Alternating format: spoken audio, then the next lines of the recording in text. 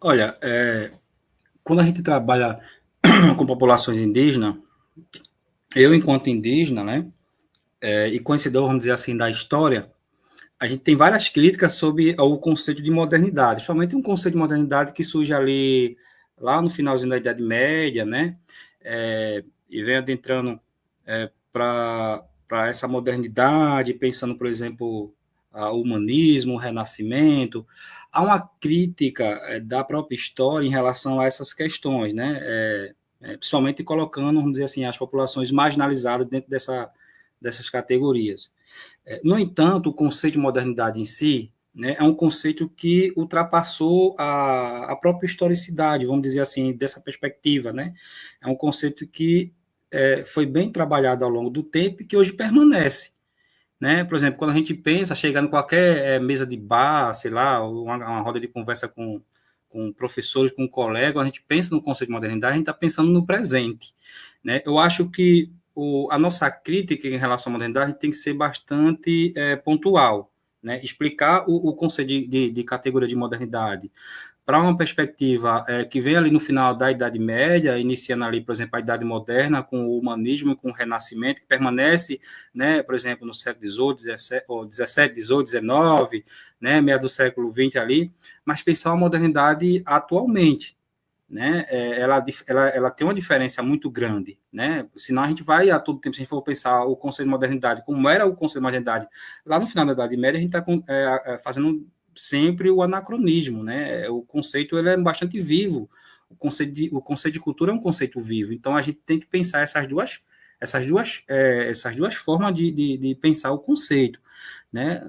O conceito de modernidade que eu penso não é um conceito que foi trabalhado lá no final da Idade Média, que permaneceu, né, ao longo da história, século XVI, XVII, XVIII, XIX, né, excluindo as populações indígenas, as populações negras, os povos marginalizados do processo histórico, né? Essa é uma questão.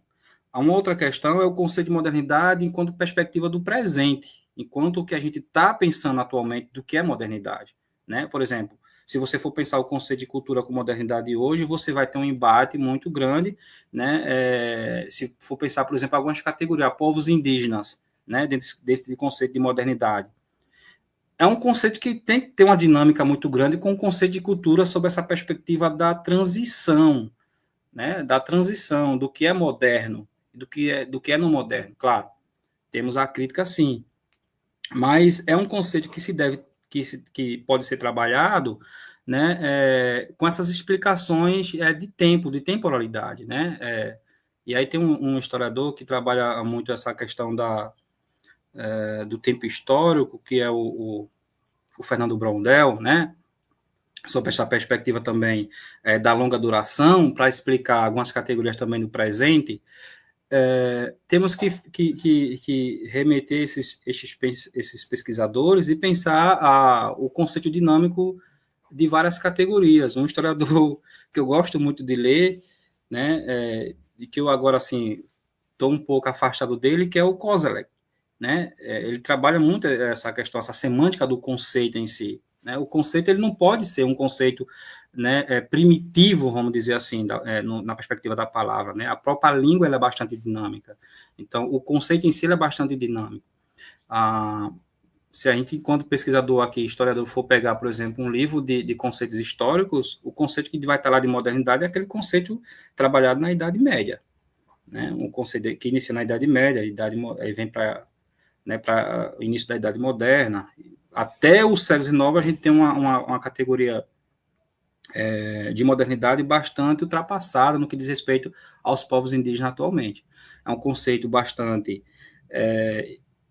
excluidor, né, que nega a própria historicidade, que nega as populações indígenas, que nega as populações quilombolas, né, que nega as populações marginalizadas dentro desse processo histórico, dentro dessa dinâmica da historicidade, né, dentro desse processo, e que marginaliza muito essas categorias. Mas a modernidade hoje, enquanto uma categoria do presente, ela é muito diferente, né? Ela é muito diferente daquela perspectiva passada. Então, eu acho que, dependendo para onde você caminha, faz muita diferença, né?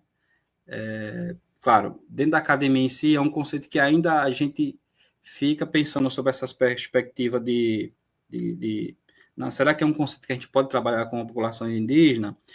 Gente, o conceito é dinâmico. Se a gente for a todo tempo, enquanto pesquisador, eu sou pesquisador do tempo presente, né? A todo tempo a gente for pensar, por exemplo, nessas categorias que no passado negava as populações, a gente vai acabar ficando sempre no passado, né? Ficam pensando sempre essa perspectiva do passado.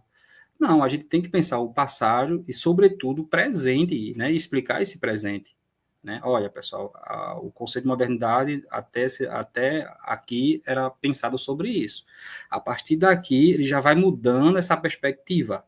Né? Então, eu acho que ela dialoga muito com o conceito né, a modernidade, a contemporaneidade, que é o hoje. Então, a modernidade, ela pensa muito sobre o agora, sobre o hoje. Né? Claro, é um conceito antigo, vamos dizer assim, mas quando você perguntar a qualquer pessoa, modernidade, é algo moderno, né? Algo, né? É um conceito, não sei se foi pensado na época de você pensar o presente, né? O momento ali também, né? Porque ele permanece nesse momento.